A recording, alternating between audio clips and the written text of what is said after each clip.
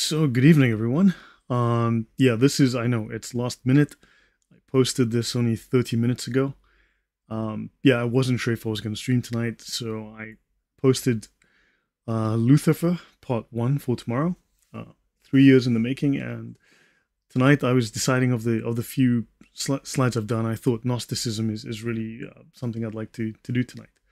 But this one is Gnosticism and early Christianity. So we're going to go through a lengthy history of the early church and its struggles with Gnosticism. And this is something really important. We're going to look at the development of the biblical canon. We're going to look at it through the lens of the Da Vinci Code. And we have a lot of history to take apart. Historical Christianity, welcome. Good to see you. I should give you a call after this and we should chat. It's been a while. Roseanne, welcome. Dragon, always good to see you. Lil Main, thanks for being here. Yeah, I'd make a terrible doctor. I have a neat handwriting. I'm a disgrace to the profession. Noah Act, welcome. Daniel Rodriguez. Yeah, I'm Francis Bull, welcome. Neil D. Horse, of course. Connor, I'll catch you tomorrow. Yep, so guys, I will do this. I'll do this tonight. And tomorrow I will do one stream. And then I will not be able to stream for about, well, till the next Sunday. So next Sunday I'm on with Thunderous, but also I'll be doing another, I'm not sure if it'll be live with someone else. Probably going to be pre-recorded on Sunday afternoon, which will probably be uploaded on Tuesday or something. So yeah, Lucas doing a live stream. So yeah, that's me. So, okay guys, oh, by the way, a couple of interesting things. Someone posted that after I did my talk on Luther, with the linear connection from Luther to Hitler. Welcome, Sandro. Good to see you. Someone said, oh, you're just lying, and left a comment at that. And obviously, this is not a good faith discussion. I deleted the comment. I banned the account because I don't think there's any point engaging with someone who is really not interested. What specifically am I lying about? What is the author of the paper that I read lying about? To just make that broad statement is not helpful, right? And then, of course, but this is not uncommon that people are going to simply say things like that, because Martin Luther, yeah, we're going to have to bite the bullet on this one. If it's true, it is true, even if it's uncomfortable. So D. Muellerman, welcome. New hearing, well, good to see you. Yeah, let's jump over. So, yeah, this set of slides, so far I'm on slide 148, as you can see here on the bottom left. You can see the numbers here. I'm on slide 148. This series is probably going to finish around 250 to 300 slides, the way this is going. So this is very lengthy. So I've got about 4 or 5 slide series that are ready. I will be doing them in parallel. So I'll do them a little bit at a time to switch between different topics. Kyrie Lazon, welcome. Wally Ram, good to see you. Yeah, so anywho, we should dive into this. And of course, really great comment from Horse, which says, say no to Gnosticism. Really funny. Say no. I like that. I like a good way of GNO. No to Gnosticism. Yeah. All right. Gnosticism and early Christianity, from the Da Vinci Code to Nag Hammadi. So, are the Gnostic Gospels lost Gospels, or are they false Gospels? Were some Gospels left on the sidelines? Were they lost? Well, the Apostle John, in this painting you see here, that's the Apostle John left, and Marcion or Marcion of Sinope on the right from an 11th century manuscript. He is probably the first heretic, and he is the reason why the Catholic Church created the first canon. I notice I did not say the Baptist Church. So he's the reason that the first Bible canon was created, because he decided to create his own canon, which had only 11 books, and he decided to make some edits and throw a few books out and change some of the verses which he didn't like. And in reaction to this, the church created the biblical canon, or they started to create the biblical canon as we know it today. Lloyd has been waging jihad on Luther and Hitler for a long time. If he doesn't stop, Hamas might come to liberate his house and stolen land. Yeah, it worries me that someone like Donald Tusk has authority in Poland, because I'm sure things are going to slide liberal and just fall downhill. But yeah, Poland is still very conservative, and it's a good place to make these criticisms. because at least people are still reasonably sensible here and still believe in men and women and don't believe in, defining your own gender. So, JMac, welcome. Thank you. Thanks. All right, so let's look at a few quotes. Jesus said, "Blessed is the lion which the man eats, and the lion becomes man." Anyone got that one in Sunday school? Jesus said, "Be passers-by." Okay, what does that even mean? Jesus said, "For every woman who makes herself male will enter the kingdom of heaven." Okay, fine. These are not familiar Bible verses, right? These sayings of Jesus, or supposed sayings of Jesus, come from the Gospel of Thomas. This was blacklisted by Hippolytus in the 3rd century AD in his refutation of all the heresies. The New Testament today has 27 books accepted as authoritative, or as canon. But why were some writings made canon and others not? So early Christian fathers applied the term Gnostic negatively to label specific heretics from the 2nd to the 4th century. Saint Irenaeus first labeled Simon the Samaritan's heresy as Gnostic. We commonly know him as Simon Magus. Now, Saint Irenaeus notes that a multitude of Gnostics emerged as a result. So Simon Magus is a Samaritan, and that's actually significant because later on we will be discussing the Samaritans. The Samaritans claim to have their own canon, which is perfectly preserved. Now, of course, their canon only dates to like the 1000s, but they claim, actually, hold on, it's 1650 years older. We just don't happen to have the earlier one. Sound familiar? So yeah, they claim to have the original Bible, but they just don't have an original copy of the original Bible. And of course, the Samaritans feature in the New Testament, and of course, they apparently may be the first Gnostics. So Saint Irenaeus likened the Gnostics to mushrooms sprouting from the ground.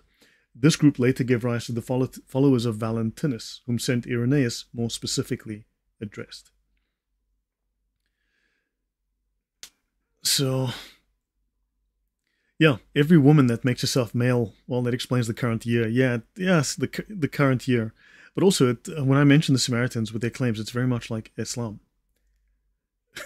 So, let's continue. Saint Irenaeus and the Gnostic heresies. So, Irenaeus explains the abundance and diversity of sects by saying that numbers of them, indeed, we may say all, desire themselves to be teachers and to break off from the particular heresy in which they have been involved. Now, I do want you to note, uncomfortable as it may be, as much as you may not like it, but draw parallels to the Protestant movement. Forming one set of doctrines out of a totally different system of opinions, and then again others from others. They insist upon teaching something new, declaring themselves the inventors of any sort of opinion which they may have been able to call into existence. That's against heresies. From Irenaeus and the Fathers, who had to combat these heresies, especially St. Hippolytus of Rome and St. Epiphany of Salamina, we can see that there was a proliferation of splinter groups. The Simonians, the Nicolaitans, the Ophites, the Nazarenes. The Nicolaitans deserve a special mention, though there's not much known about them. But you'll find them in Revelations 2:9 and 3:9. But of course, this is commonly used, those who say they are Jews but are not, but are the synagogue of Satan. Of course, that's discussing the Nicolaitans, but people claim that the Jews are not Jews. But fine, we'll get to that later. The Ophites, the Nazarenes, the Sethians, the Parate, the Basilidians, the Carpocratians, the Valentinians, the Marcosians, and on it goes. Falling under the heading Gnostic, that we can apply this term in a generic manner. Of the 40 or so heretical works, welcome Andrew Martin, good to see you. Of the 40 or so Gnostic heretical works discovered in 1945 in Nag Hammadi, which is in Upper Egypt, we gain a similar impression. Each work contains its own distinct heretical direction. So, kind of Protestant in its own distinct theological spin on the ideas. The Valentinian Gnostics are the best known and exercise the most influence, acting within the church. Now notice, in the very first and second, in the early centuries of the church, you had Gnosticism already inside the church. You had these ideas starting to grow, starting to develop, developing their own theology, and they were in the church. They were a problem in the church then already. So acting within the church, they were like a beast poised to spring, says St. Irenaeus. They had the same scriptures as the church, but they interpreted them differently. The true God, according to them, was not the creator of the Old Testament. They distinguished several Christs from among the beings of the heavenly world, known as the eons. Daniel says all science is merely a means to an end. The means is knowledge. The end is control. Beyond this remains only one issue: who will be beneficiary? Bill Cooper. William Cooper, if that's who I think it is. Let me quickly look that up and see if that is one. Oh, Milton William Cooper, Bill Cooper, William Cooper. William Cooper said some really incredibly stupid things. I think I've got one of his quotes in here. But, so I would take anything he says with a large pinch of salt. Let's continue. How salvation is obtained. So these Gnostics believe that salvation is obtained by the knowledge of oneself, as a divine spark enclosed in matter or trapped in evil matter. The redemption of Christ consists in awakening ourselves to this knowledge. So knowledge of the self leads to your, what do they call it? When the Buddhists talk about, when you come to Krishna consciousness, well, when you know yourself, you come to a Christ consciousness, because you are Christ. You just need to discover who you are, and then you'll, Only spiritual men, or the Numatiyakoi, are destined for salvation. In other words, only the elect will go to heaven. The non-elect, according to Calvin, look at the parallels, look at the ideas. Now, the principal element of salvation was direct knowledge of the hidden divinity. That's the divinity hidden within you. You are God. You're a fragment of God. And this is attained via mystical or esoteric insight. And these Gnostics valued spiritual knowledge, or gnosis, above the traditions and authority of religious institutions. And the elitist character of the sect led to the undervaluing of the created world. The final point is that the anti-Catholic, this final point is the anti-Catholic, anti-church stance of many Protestants. I just have to follow Jesus. I just follow the Bible. Okay? Who interprets that Bible? Who makes the decision as to what that doctrine means? How is it applied? Well, that means the privatization of religion, the privatization of theology. It means you become your own church, your own pope, your own theologian. So, the defining characteristics of these heretics, considered the primary figures among the Gnostics, include an elitist nature and a devaluation of the physical world. It's all about what you feel. It's all about the spirit. Your feelings, your thoughts, it's sola fide. It's only about faith, because matter, again, you come back to the idea of, just as the Gnostics believed that the physical world was evil, matter was evil, you had the depravity of man taught by Calvin and Luther. Right, for the Gnostic, the psychic level could be attained through faith and works. You see, the psychic level, that's like the low level. But the highest level, the pneumatic, required attaining mystical gnosis, a very subjectivist mystical gnosis, experience of a dogma. Yeah. So lived experience, my lived experience. Think of the left here. For Irenaeus and all Orthodox Christians, true knowledge of God is found in the public revelations of Scripture and the church doctrine, not in secret or private gnosis. Don't forget, Christianity is a public revelation, not a private revelation. Gnostics often divided humanity into three categories. 1. The somatic ones, who were content to exist on a bodily level. 2. The psychics, who functioned at the level of mind, intellect, emotions. Right? The common sense types who composed the many in the church. Oops. Thank you very much, Francis Bull. Much appreciated. Thank you. Right? So, the psychics, who function at the level of the mind or the intellect, the emotions, and we've discussed this many times about this leaning towards emotion and moving away from reality, moving away from physical practice, moving into imagination. The common sense types who composed the many in the church. And then the pneumatics, or gnostikoi. They were the elect, the ones worthy of understanding the mysteries. So, now Marcion, right? This is a painting. Let me fix this. Actually, let me go back here. I see that I have not completely finished this because I did not animate all of my slides. So let me do that quickly so you can see the painting at least. So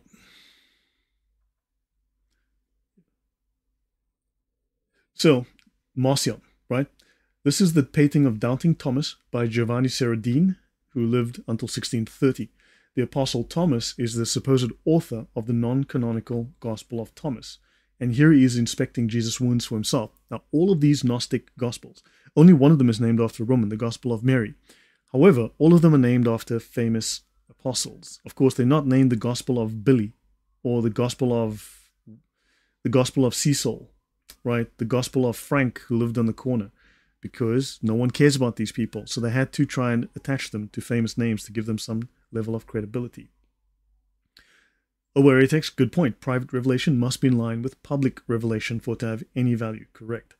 So yeah, so let's continue. So controversy was swirling in the early to mid 2nd century, right? When Marcion, a very successful merchant and son of the church bishop in Asia Minor, so understand heresy can well breed within the church, made the radical suggestion that the church should reject the Jewish scriptures and remove references to the God of the Jews mentioned in Luke and Paul.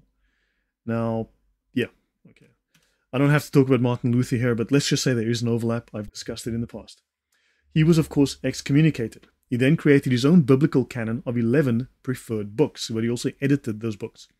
But Marcion made the church re-examine its criteria for what counts as canon. So a great deal of Christian doctrine occurred as a result of the reaction to a heresy.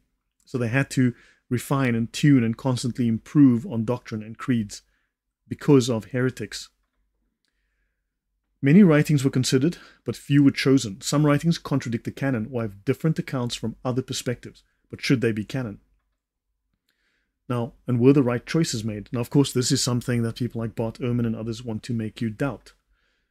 17 apocryphal gospels were rejected. Why should we study them? Well, partly because they are a window into the world of the early Christians and heretics. So they have some level of historical value.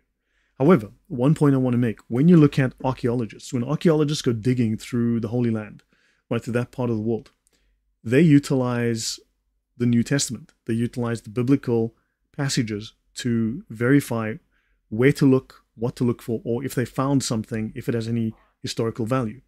The New Testament, the Old Testament, has actual historical value and it has actual archaeological value.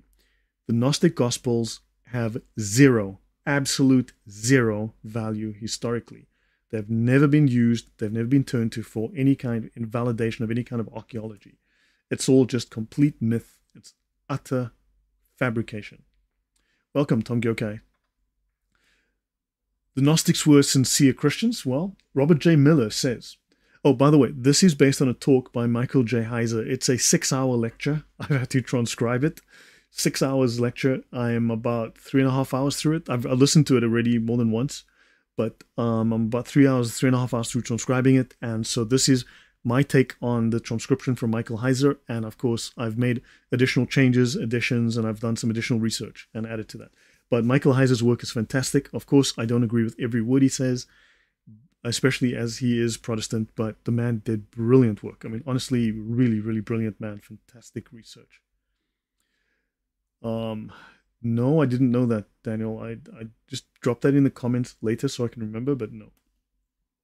Okay, so Robert J. Miller says, if the only gospel we knew were John, we would not know that Jesus was remembered as an exorcist, because he does not cast out demons in John's gospel.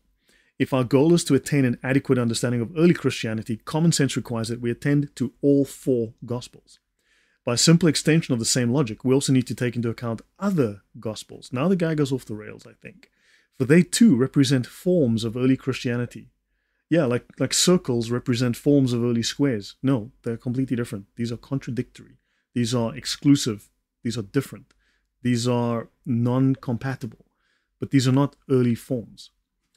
So he goes on to say that later centuries judged these gospels to be incompatible with official church doctrine does not alter the fact that in the context of their own times, these gospels expressed the religious convictions of sincere Christians. Except people who contradict Christian doctrine, who think Jesus was a spirit that never was born, never lived as a human, and was, well, we'll get to what the Gnostics believed, but no, you cannot have utterly contradictory things being the same thing. Miller argues that we can better understand the context of the New Testament when we recognize the wide diversity of Christianity. Just like today, we have to recognize the wide diversity of females. Some females have penises. Some females have lots of facial hair. Some females have, you no, I don't think so. I don't think we're going to be doing that. So, but he says, no, we need to recognize the wide diversity.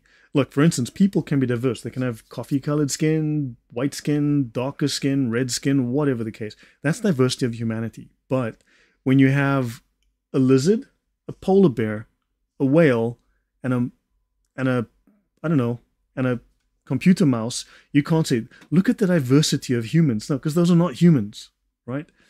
So yeah, no.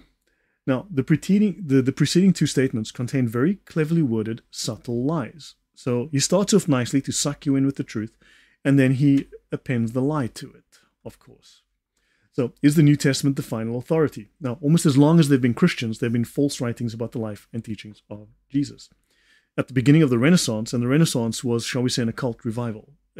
Not just about great architecture and great paintings, it was also very much an occult revival. Scholars began to uncover old manuscripts in monastery libraries. Those writings gained a much wider readership thanks to the newly invented printing press. Many writings were lost for longer, rediscovered only in the last 100 years or so. Now, scholars will ask you, which New Testament or which Christianity do you mean? They claim there were many Christianities. Thanks, Bart Ehrman. Right? Now, groups were all clamoring to tell you the story of Jesus, how Jesus was 100 feet tall, how Jesus had a cross that walked behind him that was walking and talking, right? And they speak of the big bully, the Roman Catholic Church, that ultimately won by beating up all those nasty Gnostics, declaring which writings would compromise the official New Testament. And those other voices, those sincere Gnostics, those sincere heretics, were silenced. Non-canonical Gospels answer some questions, and they raise even more. What was the motivation for the writing of the Gnostic Gospels? How do modern discoveries of the Nag Hammadi text affect our understanding of the New Testament today? What lessons are to be learned from ancient writings that were rejected as part of the New Testament? So, before we dive into Gnosticism proper, a little bit about the Da Vinci Code, because we will be coming back on many occasions to the Da Vinci Code, because that's the common standard that everyone is familiar with. The movies, the books, everyone. So we want to relate to that. So, is it factual history? Now, Dumb Brown prefaces the novel with a page entitled Fact. Welcome, Dr. Jonathan Gemmell. So he has since removed this from his website, and I believe it's since been removed from subsequent publishings of the book. But originally, he had this page stating that it was fact, claiming that some elements in the Da Vinci Code were factual. There are interviews where he says this too. A page at his website repeated this. In the early publicity for the novel, Dan Brown made repeated assertions that while the novel is a work of fiction, the historical information is accurate, well-researched. This page has been changed since. Okay, in fact, I believe it's been removed. So Martin Savage, the interviewer, asks him, when we talk about the Da Vinci and your book, how much is true and how much is fabricated in your storyline? Dumb Brown says 99% of it is true. All of the architecture, the art, the secret rituals, the history, all of that is true. The Gnostic Gospels, all that is fiction, of course, is that there's a Harvard symbologist named Robert Langdon, and all of his action is fictionalized. But the background is all true. Matt Lauer, no, says Lilo Main, yeah. Matt Lauer asks him, how much of this is based on reality in terms of things that actually occurred? And Dumb Brown says, absolutely all of it. Obviously, they are. Robert Langdon is fictional, but all of the art, architecture, secret rituals, secret societies, all of that is historical fact. So, let's go to part 1, the Gnostics.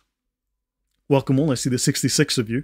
Would have been great if there were 666 of you, but I'm working on that. Hopefully one day we'll get the channel up to that. Okay, so... Oh wait, no, we can't have 666. That's the number of the beast. So make it 668 because that would be the neighbor of the beast. So, scholars. Now, this is from Michael Heiser. So remember, this is based on Michael Heiser. Okay, so I based this largely on his work. So he tells us scholars disturbingly manipulate or misrepresent sources with partial presentation of ancient texts in order to support false personal positions. The goal of this talk, then, is to encourage you, the audience, to examine primary data. We want to analyze sources to ensure accuracy and to avoid bias. Now, you've already seen my Google Drive archive, so please take a moment when you have the chance to go and examine my Google archive. Let's have a look here. Right, this is my Google archive. I have a ton of stuff. You can go to the Gnosticism folder if we go there. Right, I've got over 2,000 sources, and these are all available to. That's a Hermeticism folder, and you can go through. These are all my treatises, and there are theses, there are papers, there are, you name it, there are books, there are university theses, there are all sorts of academic papers on the topic. So I've collected by hand a whole host of these things that you can go through and search through and so on. Okay, that's just, I've got over 2,000, nearly 2,500 papers here. Right, so we want to provide accurate citations and references when quoting secondary sources.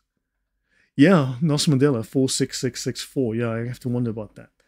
Right, we want to use reputable and accepted scholarly works in the field.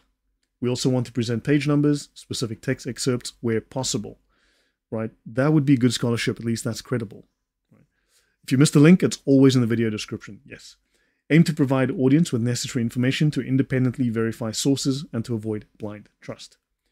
Author Dan Brown is known for writing fiction. He loves implying believability or stating personal beliefs about sources. Now, we will examine the claims of individuals, scholars like Brown, we will look at the scholars that Dan Brown used as sources, because he was using other scholars. And we'll look at their errors, their misinterpretation, and their manipulation of primary texts. We'll examine claims. Where's my... Sorry, my throat was getting dry. I needed to grab the water. So we will examine claims in the Da Vinci Code. And also, if we understand Gnosticism, this helps us to interpret his book, of course, right? But it is the mythical, ahistorical worldview behind the book that we need to really look at. So, introduction to Gnosticism. Let's start with some basics. So, Gnostics use the term God, but it does not refer to a personal being. Our perception of God as a person differs from the Gnostic perspective. We see God as a person in Western religions depicted with personality and emotions. You know what? What did I do? Did I make a wrong mistake here? So let me take, I'm sure this was here for a reason, but I forgot to fade it out. This just shows when I do these things without thinking, I make wrong mistakes.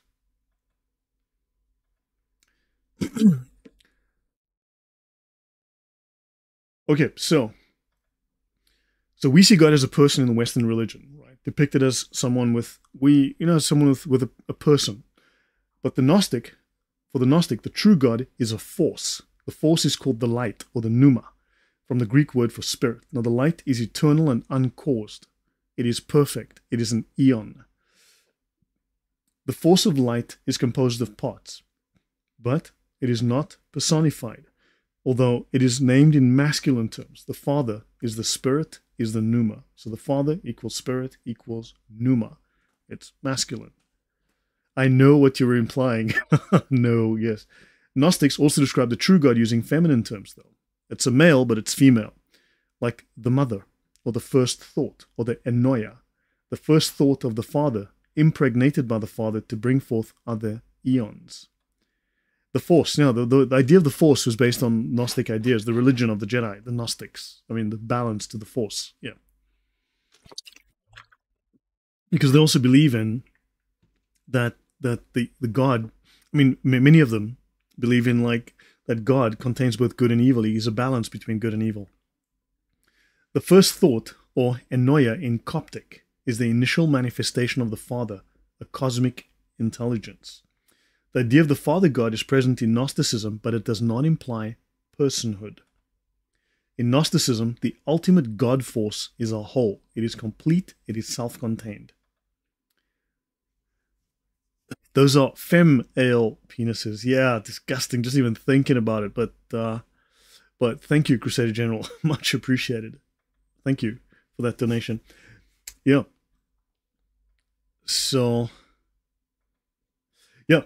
Now, it is a self-contained whole, right? It is self-existent and it is pre-existent. It has balance, masculine and feminine. Therefore, it is androgynous. Sorry, that's why I had this androgynous thingy down here, right? It is androgynous. It is both male and female at the same time. It is balanced between male and female, yes.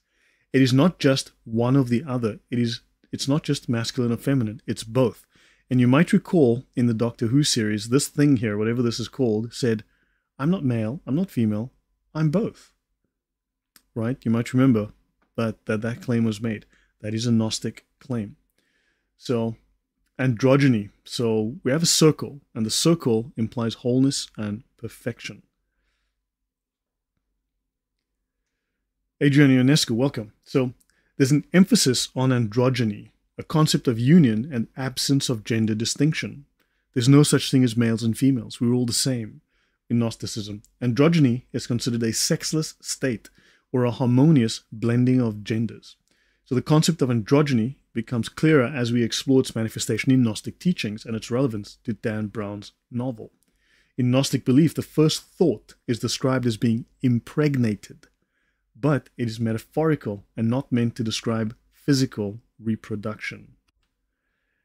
Yeah, do I mean transmission fluids? Yeah, something like that. So okay, so let's continue. So you've got the Father, who is the Spirit, who is the pneuma, pre-existent, ungenerated, eternal. Then you have the Mother, the first thought, or the ennoia, the first thought of the Father, impregnated by the Father to bring forth other eons or other gods.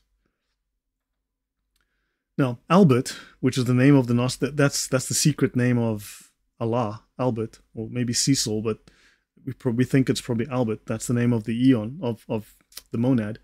He makes more gods. So let's have a look and see how Christian this is. So the first thought is depicted as female, right? It is impregnated by the Father and gives birth to other gods known as eons or aeons. This concept may seem familiar to polytheism, right, from our Judeo-Christian background. So the main point to emphasize is that the true God creates other gods. The true God creates other gods. How are we sure he isn't called Robert? No, it would be Albert or Cecil. I don't see how he's going to have, okay? It could be Yusuf, might be Allah, heck, who knows? Now, the true God exists above and creates lesser eons of gods within itself. It lays little eggs, in other words. Right? So Gnosticism portrays the universe as consisting of three tiers. The true God at the top, the created universe or our world at the bottom, and a middle realm where all the other gods reside. Right? The true God in the circle is androgynous. The created gods are represented with gendered language. So the true God, little god eggs, exactly. It's basically lays little eggs. So don't forget, the true God is androgynous. That's why we need the movement, the transmission movement, because that's achieving your godhood. See, you're being like God now. And the created gods are spoken about in gendered language as male or female. So the lesser gods. So from the true God, the whole entity, other divine beings or lesser gods called eons are created, and these eons can be observed as having masculine or feminine qualities. So in Gnosticism, these eons pair up and engage in a metaphorical form of procreation. This results in the generation of additional eons. Hence, a system of multiple gods exists beneath the supreme divine entity, often referred to as the cosmic mind or the cosmic force. The force be with you, and also with you. Let's have a look at the Gnostic cosmology, the three realms. So on the top realm, above this red line, you have the true God, or the light. Then you have the seeded mother, and she brings forth other gods, gods from the essence of the true God. Right? Then you have the logos, the sun. That's the sun over here. The sun is closest to the top realm. Right? Then you have these other gods, males and females. You can see here, you've got these other god types. So these are the eons who are in the pleroma, who are part of the fullness. All right? Then you've got the created universe below, right? This is the realm of the true God, the realm of the light.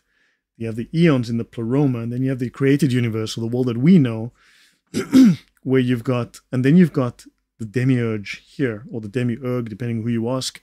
So you've got the false god here, which was created by the female. So you've got males, and you've got some female gods here, some female eons.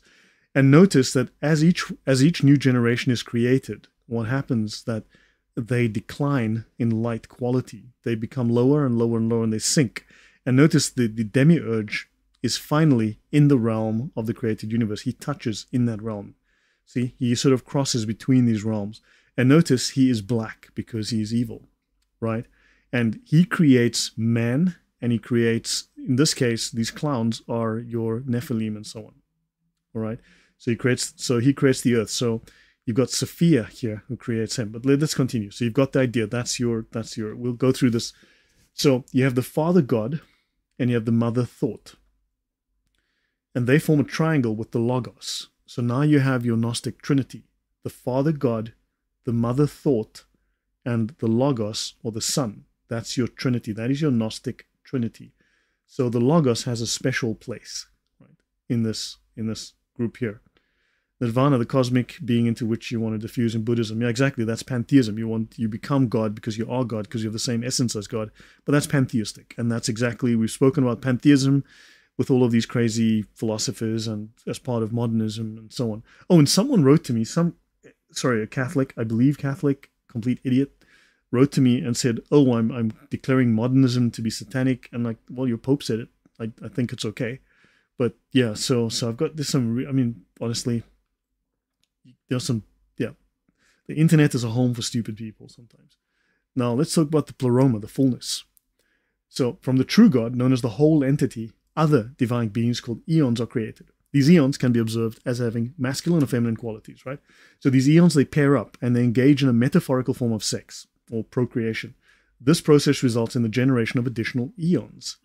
Now tell me, is this Christian? Just so by the way, is this remotely Christian?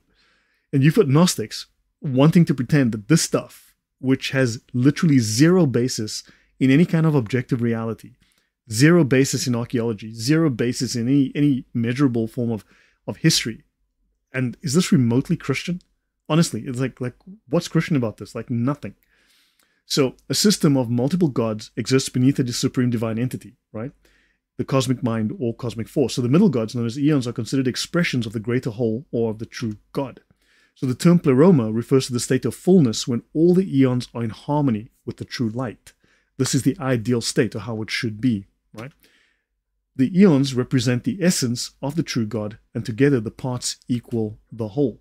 Among these eons, one of them is referred to as the Logos. It's important to note that in Gnosticism, the Logos is not equivalent to Jesus as understood in Christianity. So, in Gnosticism, Jesus holds a different significance, right? The Logos as a God, so the Logos is a God. He's regarded as the highest eon in the structure, in the hierarchical structure, representing the pinnacle of what the light or the true God has produced. Now, let me just go back a little bit. Let me just go back once to the previous slide. You see, because each successive generation moves further from the light, contains less light. Each successive generation descends because it contains less light. So this is the purest of the eons. So you've got the true realm here, the realm of the light, and then the Logos is the highest of those.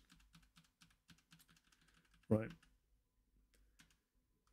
So, Father God, Mother Thought. So the Logos is described as the embodiment or form of the formless, the body of the bodiless, the visible face of the invisible, the spoken word of the unutterable, and the mind of the inconceivable, like whatever gobbledygook that was.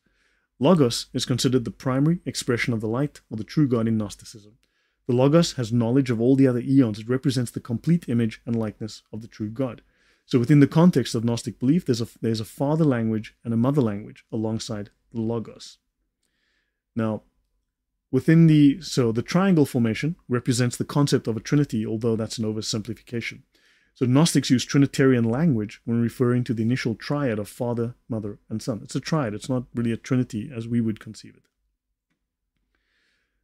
These bodiless beings are referred to as the first man, the first woman, and the first son. Encountering Gnostic teachings typically occurs through reading mainstream sources. So in other words, we typically learn about Gnosticism through the Da Vinci Code rather than actual Gnostic texts. This is where Michael Heiser makes it easy by actually going through the Gnostic texts and telling us what's in these actual texts. So popular culture may suggest that Gnosticism and Christianity are essentially the same due to overlapping terminology. But stealing Christian terminology and then claiming to be Christian is not the same as actually being Christian, because they are reusing, redefining, they are simply colonizing the language, right? So they may point to the presence of a son, a father, and even a divine female figure. But let's have a look at this. Sophia's rebellion creates Yahweh. So Gnosticism differs significantly from traditional Christian beliefs. There's a progressive dissipation of the ultimate light. So as you create new levels of eons, they become more dark and less light. So there's a dissipation of the ultimate light and spirit known as the pneuma from the highest eon to the lowest. So this dissipation occurs in a hierarchy or chain that moves from top to bottom, high to low. The lowest eon in the progressive chain is referred to as the feminine. The lowest eon is the feminine. And in Gnosticism, this figure is called the Sophia. So wisdom rebelled, yes. It is distinct from Christian interpretations of the divine feminine or any mainstream Christian concepts. Gnosticism's understanding of Sophia is specific to their cosmology.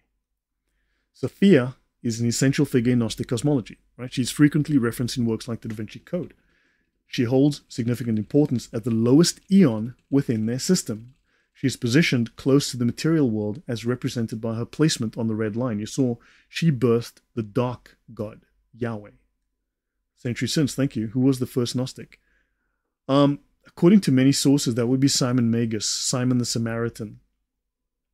So that would seem to be his school. He created a whole number of offshoots, and they all had their own little interpretations of Gnosticism. However, Gnosticism would seem to be a repackaging of certain ideas, a divergence from Hermeticism. So at some point I have to go into Hermeticism. Watchman 144, welcome. Yeah.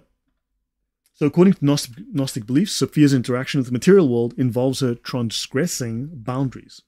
She commits acts of sin or rebellion. Now in the Apocryphon of John, right, Sophia, they say, so this is an Apocrypha, right? This is one of the Gnostic texts. Sophia desired to bring forth a likeness or creation without the consent or involvement of the spirit or her male counterpart, the consort, Jesus in other words.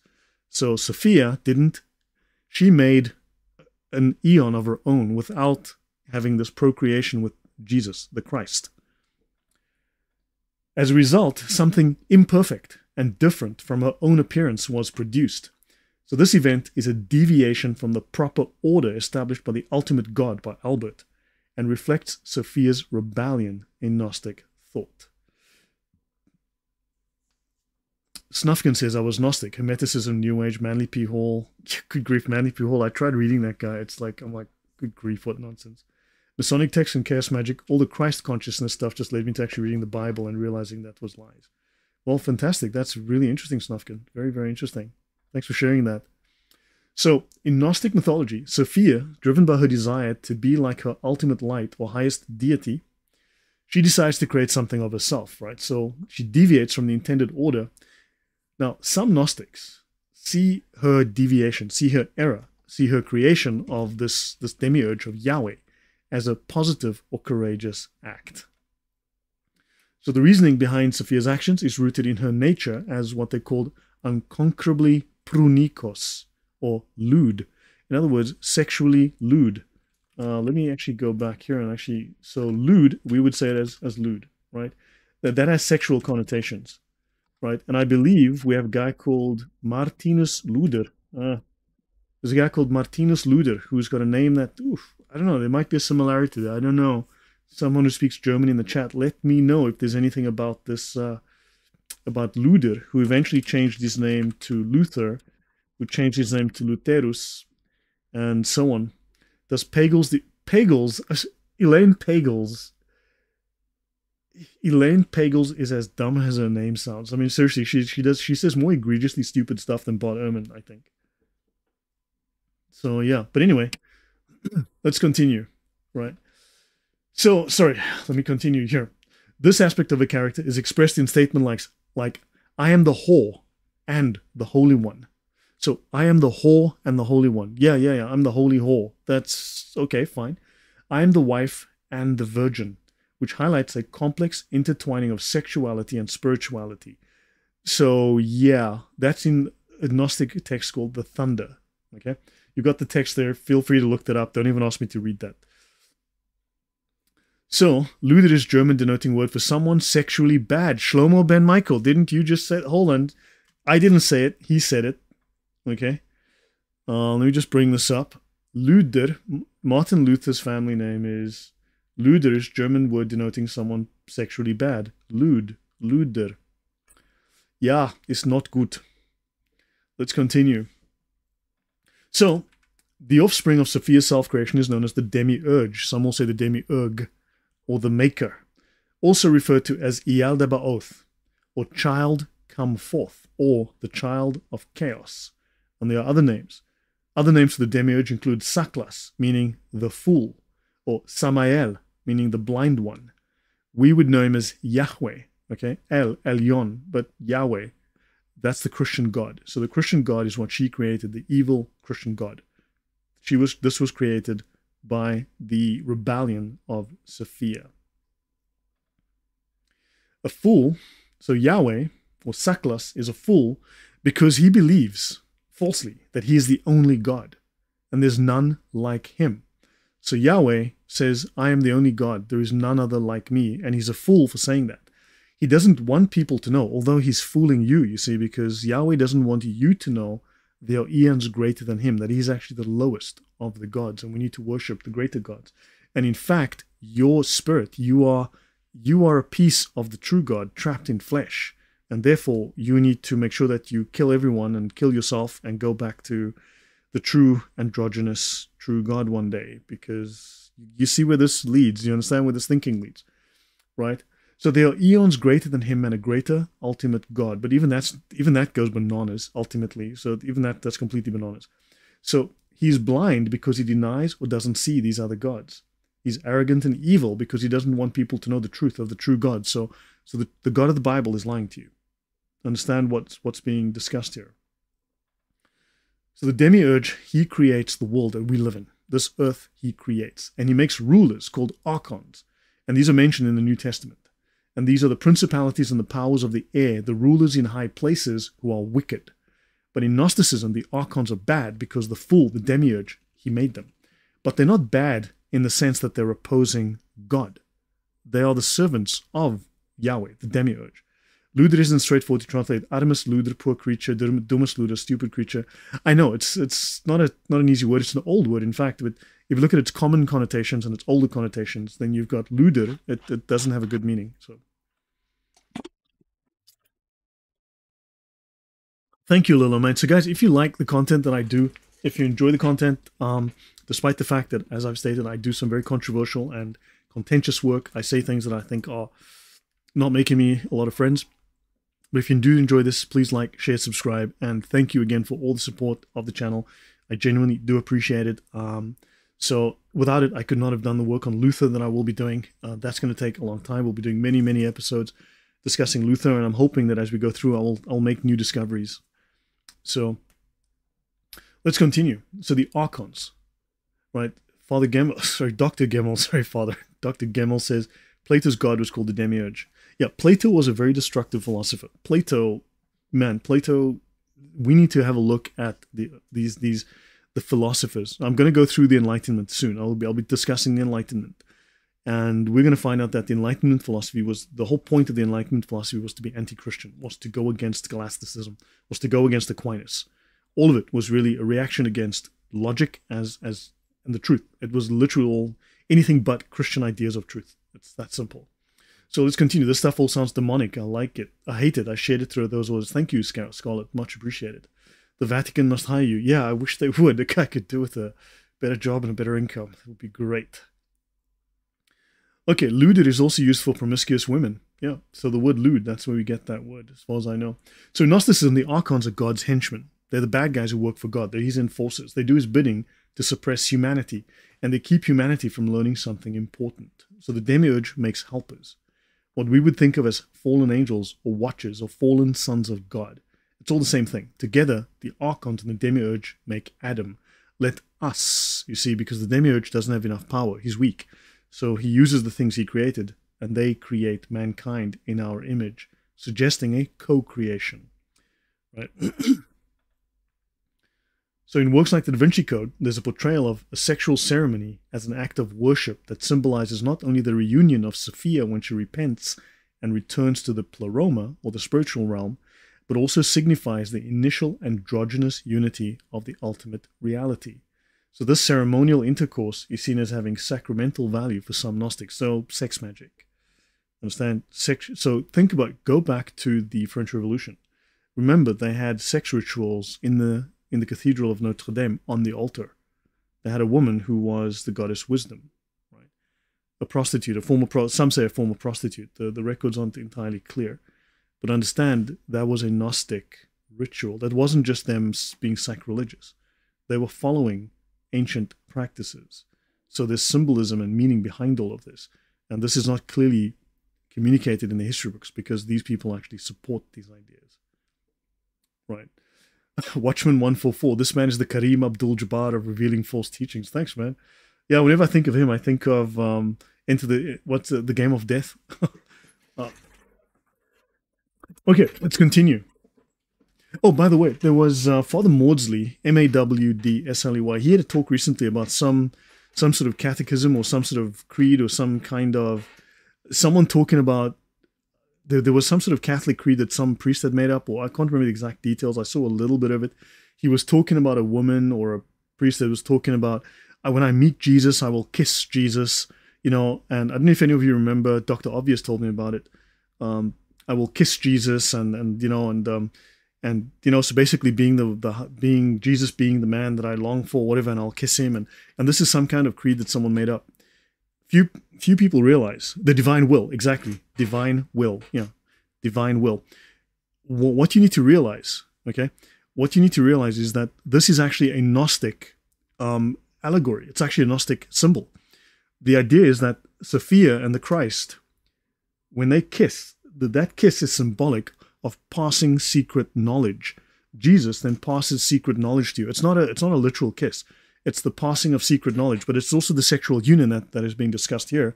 But it's the creation of knowledge. It's the bridge towards knowledge. So that is entirely Gnostic. It's not Christian. It's Gnostic. The symbolism is entirely Gnostic.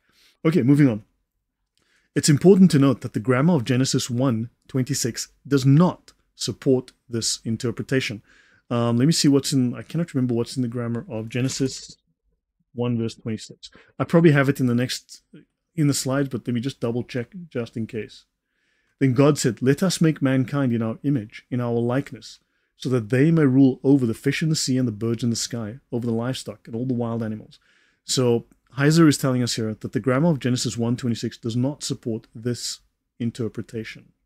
Oh, this is the writings of Luisa Picaretta. Yes, that's it. It's Gnostic. It's not Christian. It's not even Catholic. So Gnostics overlook this and they remain steadfast in their beliefs. So Gnostics don't care about the facts. They care about their feelings. So Thomas passed secret knowledge to Jesus in the garden. So that's the idea. I mean, this is the idea, how they view it. But don't forget, well, anyway, we'll touch on all of that as we go. So further information on this topic can be found on Michael Heiser's website, although sadly some of the information that I was looking for is no longer on his website. That's unfortunate.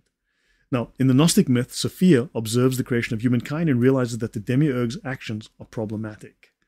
So Eve, though, is less than Adam, because Eve has no divine spark. Does that sound... Women are bad. Women are the major inhabitants of hell. You've seen this in Islam. Women are less than men. Well, let's see if there's a Gnostic root for this. Aphrodite Ishtar. Yeah, there's a good chance of that, Jacob Sanderson. Is Sophia just a post-Christian incarnation of Aphrodite Ishtar? There seems to be something to that. Yeah. So the demiurge is seen as being unpleasant, and his creation of the world is seen as unimportant by some. However, Sophia feels empathy towards Adam, who is created to be a slave and decides that action needs to be taken. So if you don't want to be a slave, you must reject God. If you want to overturn the evil God, you have to reject his morals. So Gnostic belief differs on this point with two contrasting versions of the story. So within the Gnostic narrative, there's multiple contradictory ideas, right? Like Protestantism, they've got their own theologies and they're all over the place. So, and they all present different accounts of how Sophia's divine essence is placed within Adam. Sophia willingly puts some of her divine essence into Adam, while in the other version, the demiurge, Saklas, the fool, unknowingly carries out this act. Think of Islam, where they have like multiple different versions of the same story. Now, regardless of the version, the concept of a divine spark being deposited into Adam is a common belief in Gnosticism. This divine spark transforms Adam from a mere creature into a being with both flesh and spirit. So God didn't give you a soul. Your soul belongs to Sophia.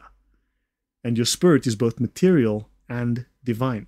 See, so you have part of a divine spark. You are part of the same essence as the gods. You are a god. Gnosticism does not depict Eve in a positive light, though, because Eve lacks the divine spark that Adam possesses, and this makes her inferior. And we'd have to look at the Gospel of Thomas to see more about the Gnostic view of women, because there is a common view, as we will discuss, and this is going to be a long series of talks, that Christianity is misogynistic, it mistreats women, it has a low view of women, it hates women, and that the Gnostics just loved women, especially if you look at the Da Vinci Code. All of that is completely and utterly false. And we'll go through that as we go. So contrary to the belief perpetuated by Dan Brown's novel, Gnosticism does not treat women favorably. These ideas are found within Gnostic texts rather than in popularized interpretations. So there are these false interpretations of Gnosticism that pretty it up, that improve the narrative to make it sound all nice. Sophia, despite making a mistake, is eventually redeemed in the Gnostic belief system. So in Gnostic Gospel of Judah, it mentions a realm called Barbelo. Yes, there's Barbelo Gnostics. We'll probably touch on those, but this is not any specific group of Gnostics. I'm going sort of in general through Gnostic ideas. So this is Gnosticism versus the canon and the early church, mostly. So it's so curious that all the different beliefs, religions, somehow share so many similarities between them, even things that are supposedly distant as Hinduism, Mormonism, etc. Yes. So it's Christianity that elevates women and gives women women's rights. These rights come from Christ. Love one another. Yes, good point, Andrew. Let's continue. So the sin and redemption of Sophia. Let's look at that. So Sophia is the youngest and the last of the eons. She's furthest from the light. She's driven by a sexual, procreative urge. And this is sin in that she refuses approval and a consort. She rejected the Christ. She didn't wait for the Christ to come and help her make another eon. No, she did it all by herself. She desires to be like the ultimate God. Now think in Islam. Hold on. She is sexual. She's driven by a sexual procreative urge. What do they do in Islam? They veil the women, they dress them in tents, and they punish them. And they make sure that they have no chance to go off and do sexual things on their own. They have to very tightly control women's sexual behavior and their sexual appearance. Think of Islam. Ponder that. Where did this come from? And Islam, within the Sharia, explicitly claims to be a Gnostic religion. Tie the two together and tell me, am I making it up, or do we have an overlap here? Does Plato not dismiss women as not really human? I can't remember, but Plato talks a lot of poop, and Plato deserves a lot of blame for things like communism and influencing Hegel, and the man was off his rails like just a lot of these people. So yeah. Interesting point, Mr. Rock, that Mary is seen as immaculate, right? Whereas Sophia is the whore. Think about that. So Sophia wants to be like the ultimate God, viewed as holy in Gnostic belief. However, she also experiences conflicting emotions and demonstrates a self-willed rebellion. There are two parts of Sophia. She's holy and she's profane. She sees a light and she follows it, thinking it is the Father. But she's too close to the edge of the pleroma. She's too close to the earth realm. So she saw the reflection of the Father's light in the abyss below. She was mistaken. She wasn't moving towards the Father. She moved away from the Father. So the Pleroma and the other celestial beings recognized the need to bring Sophia back to restore completeness and fullness. To attract Sophia, three high eons, the Holy Spirit, the Christos, and Jesus. So the Holy Spirit, the Christ, and Jesus. These are three separate beings.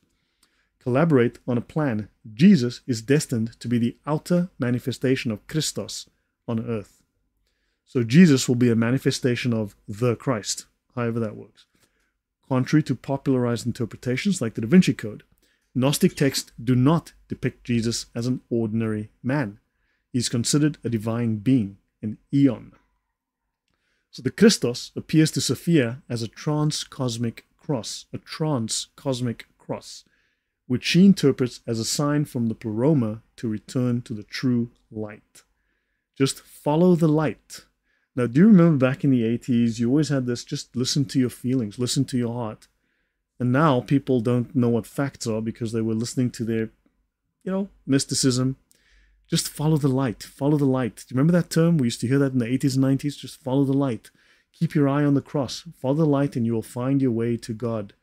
Yeah, and now it gets a little more questionable. Follow the light. Keep your eye on the cross. These are Gnostic terms. Gnostics took over Christian vocabulary.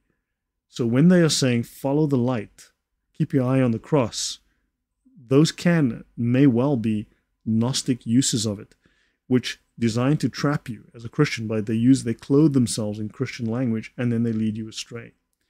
So bear this in mind. So the familiar phrase, follow the light, aligns with the Gnostic belief of keeping one's focus on the cross and following the light towards reunion with Jesus, who is Sophia's celestial bridegroom. That's within the Gnostic terms. Notice, I once played a Gnostic sermon. It was a Gnostic sermon, and it took me about 5 minutes of listening to it before I realized it wasn't Christian. Now, going into it, I knew it was Gnostic. It was so Christian. At first, you couldn't tell the difference, and it took me several minutes to figure out. Now this is definitely not Christian, but it took a long time to figure it out. So think of Dan Brown, Jesus, and Mary Magdalene. They get together. They have intercourse either ritually or just to enjoy it for the fun. Ritually, if Dan Brown is consistent with his so it would be ritually if Dan Brown is consistent with his Gnosticism, but Dan Brown Gnosticism is not consistent in his books. It was a sermon like in a church. Yes, Alexander Damien, a sermon like in a church. So the idea of Jesus needing a consort or wife to further the faith is Jesus and Mary Magdalene mimicking the journey of Sophia back to the cosmic Jesus so that they can be one. It's a symbol of godliness and fullness, right? Sexual union. Now understand, I have showed you Martin Luther was the guy that stated that Jesus had sex with at least 3 women. The woman at the well, the Samaritan that he let off so lightly, and of course Mary Magdalene, right? That's in Martin Luther's works, right? So do you understand how there's a question there with Martin Luther? So the idea of a sacred marriage and a suppression of the female and the goddess in Christianity portrayed in the Da Vinci Code is not supported by Bible teachings. So there's no such sexual union as described by Dan Brown. We don't suppress the female, and we don't suppress the female goddess in Christianity. These are all things Dan Brown made up, right? To smear Christianity and push his complete idea, right? So while some try to interpret certain passages in a way that aligns with these ideas, it is not in any form belief within Christianity. So, of course, if you guys are curious, I have covered this at length. I did 2 episodes on Did Jesus Marry? Mary Magdalene, Part 1. I cover this. Okay, on Did Jesus Marry? And of course, this is Martin Luther telling us here, just by sheer coincidence, where Luther says, let me just bring that up. Right, where Luther says, Christ committed adultery, first with the woman at the well, right? Second with Mary Magdalene, and thirdly with the woman taken in adultery, whom he dismissed so lightly. This is in Luther's works, Dr. Martin Luther's Werke. And I have Luther's works, and I have this. So this is Martin Luther's words, that Christ, who was so righteous, must have been guilty of fornication before he died. So yeah, but I discussed this. Did Jesus marry Mary Magdalene? Have a look. That's in 2 parts. You can find it on my channel. Watch that. We will discuss this whole idea. Did Jesus marry? Right? That was me showing a YouTube video. Right, so now the suggestion is that these ideas are attributed to a specific sect of Christianity. So Dan Brown tries to portray these fake ideas, these heretical ideas, as a sect of Christianity believed this, and therefore we should take them seriously. Thus, it is presented as supposedly real or credible. Now, Christianity that was suppressed by the Roman Catholic Church, who were prudish and unwilling to discuss women and sexuality. The claim is that a particular sect of Christianity believed this truth. Now, I use the word truth here as a substitute for the word truth, which is something else. They're using what I would call truth. Now, I have a presentation I will do on this called The Truth, where we discuss how they twist the truth to make truth. Now, the last temptation of Christ was something of a perversion. Yeah, that was... Yeah. Okay, so let's continue. So, Dumb Brown and the Da Vinci Clown. So, guys, I'll go another 10 minutes or so. So, Dumb Brown aligns with the cultural sensitivity surrounding the treatment and perception of women in our era. He guides the audience on a journey into the realm of Gnosticism, linking it to contemporary societal values. So he tries to make Gnosticism acceptable, right? We'll get into a lot of this later on in this discussion about the whole, how Christianity treated women versus other religions and other cultures at the time, including the Gnostics, and we'll see that this is completely historically false. But he tries to say, no, look at the whole Me Too movement and feminism, and Gnosticism is just the thing you need, right? Brown omits lots of information from his narrative. For example, the topic of sexual sacraments is left out by Brown in his narrative. So somehow he forgets to mention all of these sacrilegious things to try to imply that this is Christian, this is real Christianity, by leaving out critical historical facts that clearly show you no, it's not. So Gnostics believe that engaging in these sexual rituals leads to spiritual enlightenment or deeper understanding of divine knowledge. So the absence of discussion about Gnostic sexual sacraments in Dan Brown's narrative we have to ask questions about why he leaves this out. So Brown fails to mention that the God of the Old Testament is portrayed as deceitful, foolish, blind, and morally flawed, even evil, in Gnosticism. Gnostic and Orthodox Christianity have significant fundamental differences. They are not by any means compatible. So the distinction lies in the belief that Orthodox Christianity views Jesus as an eternal being intimately connected to God the Father, both of whom are good. Gnosticism sees Jesus as a created being superior to the God of the Old Testament, whom they consider to be malevolent, to be evil. So these distinctions make it clear that Gnosticism and Orthodox Christianity are not different sides of the same coin. They are mutually exclusive ideologies. They are contradictory. They're not different takes on the same thing. Artsy Fartsy, welcome. She said, I missed most of it already. I've been sick and sleeping, so I hope you feel better. Glad to have you. Well, just go back to the beginning, play it at like 1.75 speed, and you should be good. So is there any truth to Gnosticism being the result of the fruit of knowledge of good and evil? Yeah, I'd say there's some idea there, but I would say we'd have to go back to Hermeticism. And then look where Gnosticism branches out from that. We'd have to go to some early forms of Gnosticism, or before it was fully formed, you've got this sort of Old Testament slant, and then the New Testament comes out, and you get a New Testament slant. So let's continue.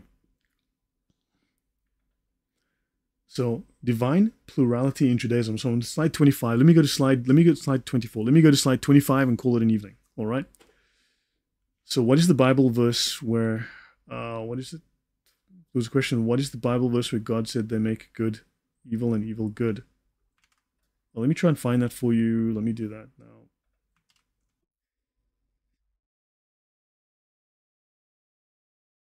Isaiah 5:20.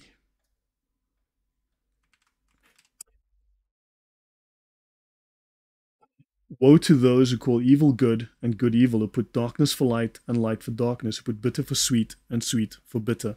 That's Isaiah 5:20. Let's drop that in the chat.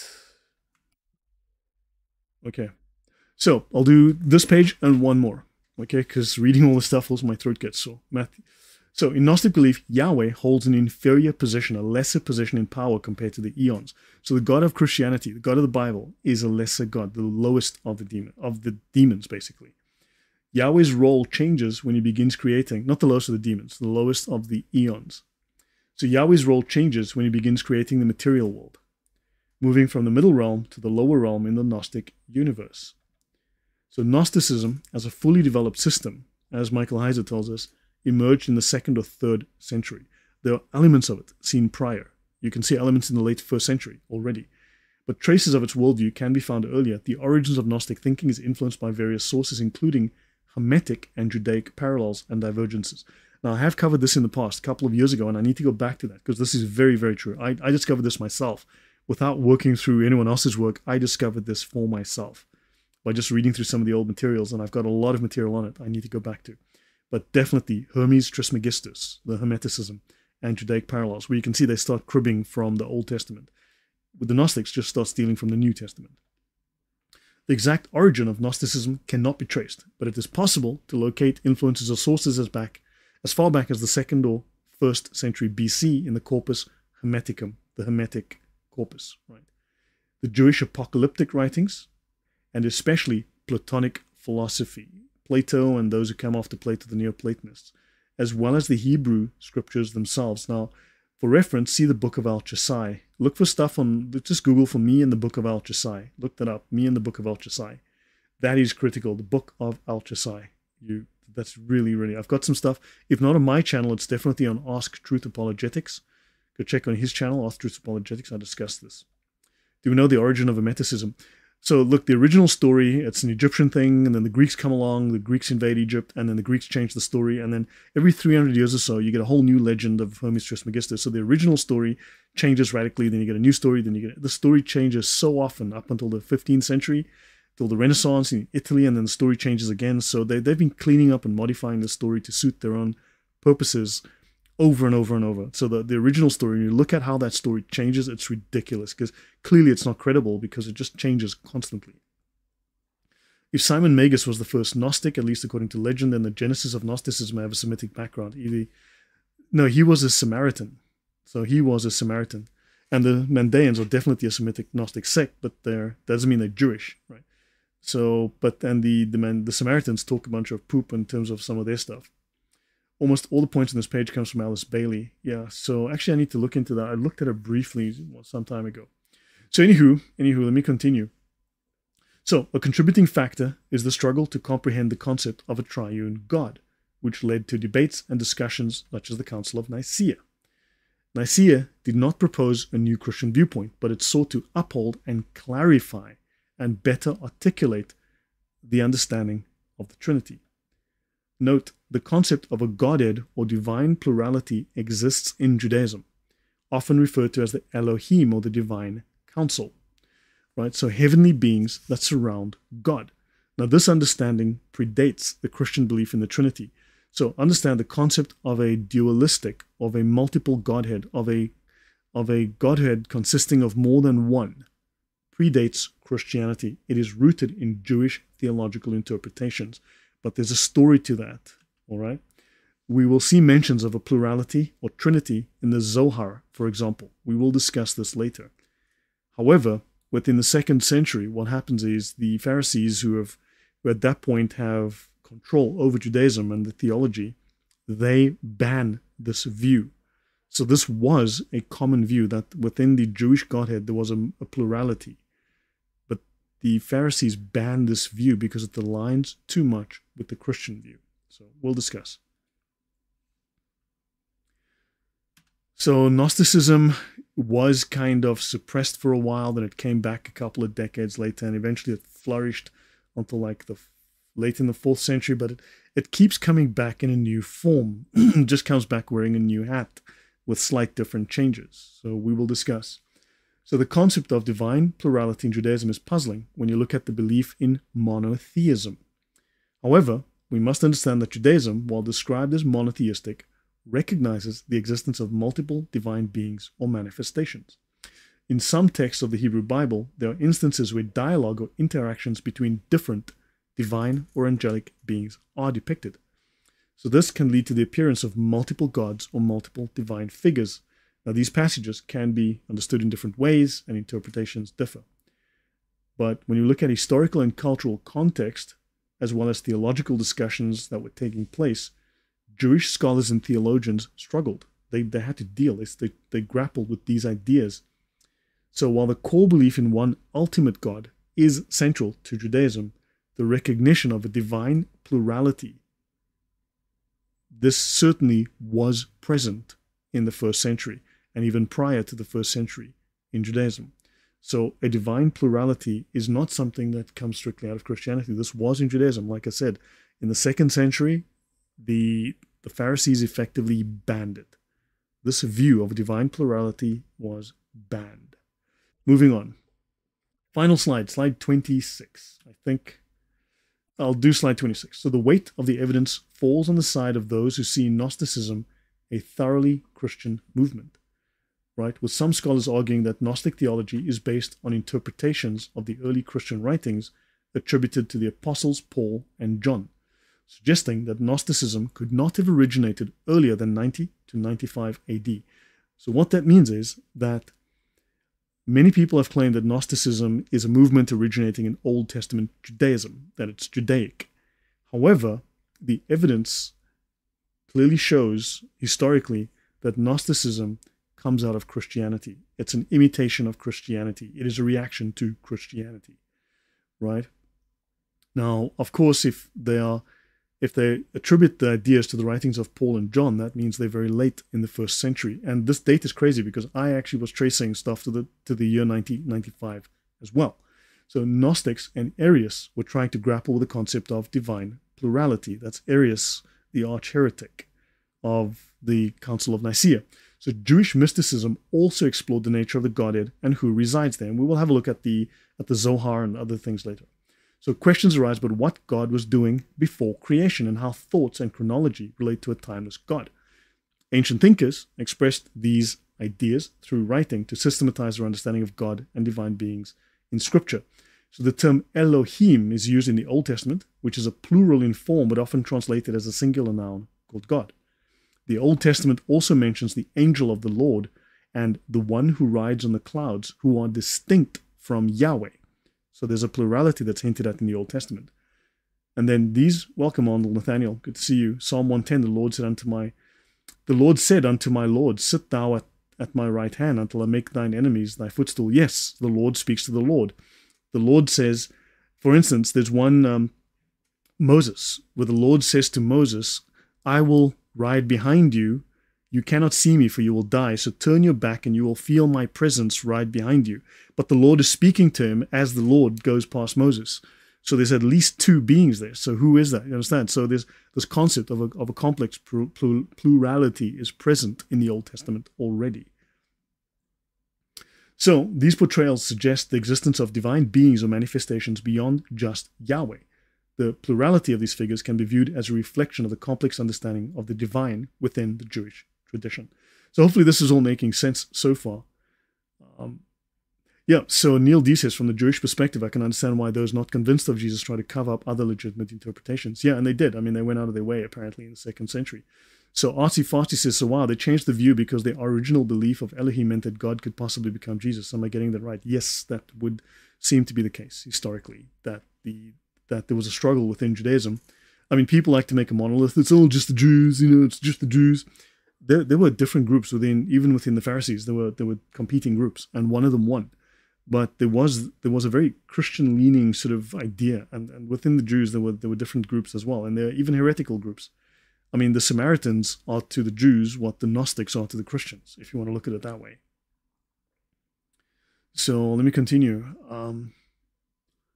I think the other will probably, so, okay, let's see. Okay, let me do one more slide. I will finish here on slide 27. Okay.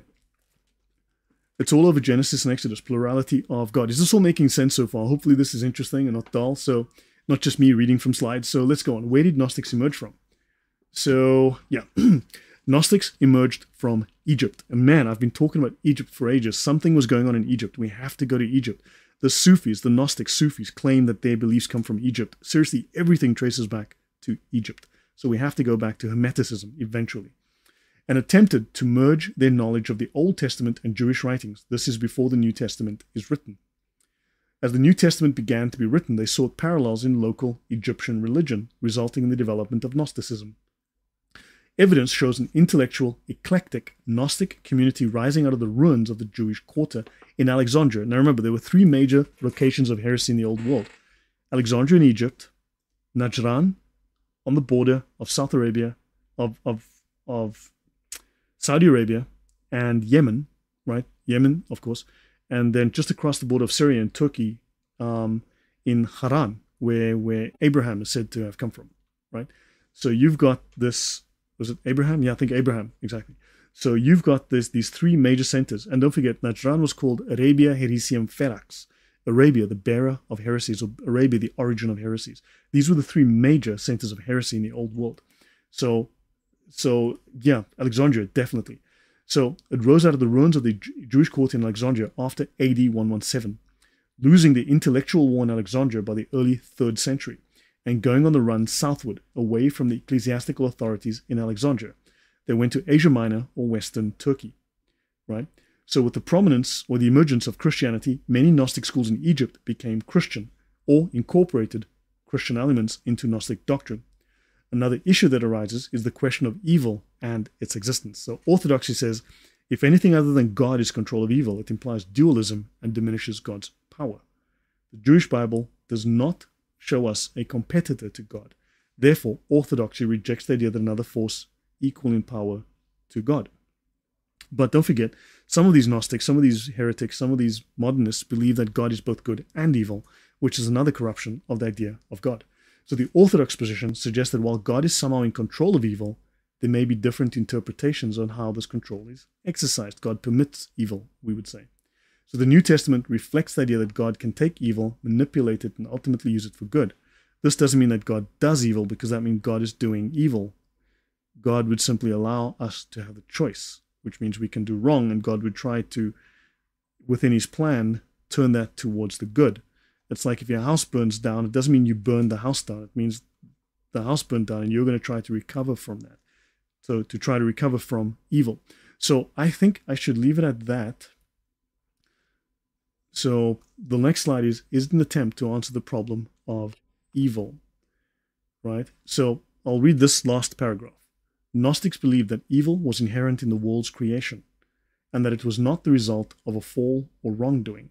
If the world is created evil, then the responsible entity, Yahweh, in the Jewish Bible must also be evil. Yes, God doing evil, that's Calvinism, exactly.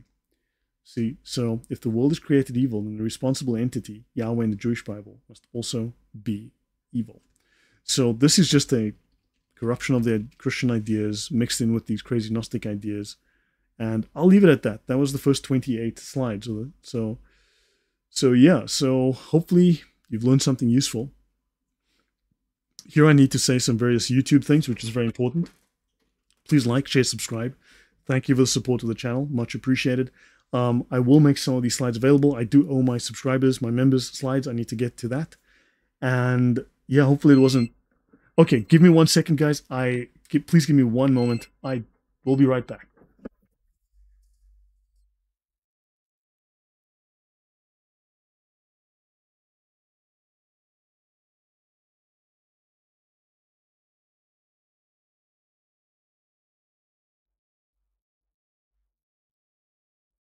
Apologies, here I am. So yeah, let's call it a night. So yeah, guys, I'll pick this up in a week. I will be on tomorrow night. We'll discuss Martin Luther. But so hopefully this gives you a great insight into Gnosticism. Hopefully there's something to discuss here. And I need to say some, like remember to brush your teeth twice a day. Remember to floss between meals. Check your tire pressure. Change your oil every 6 months, every 10,000 Ks. All those YouTube things that I have to say. So guys, thank you very much. Always great to keep company with you. Over 100 at one point. So thank you very much. And drop your comments drop your comments later in the comment section. And guys, thank you very much. Okay. Yes, I do need to drink water. Okay. Take care, guys. God bless. Good night.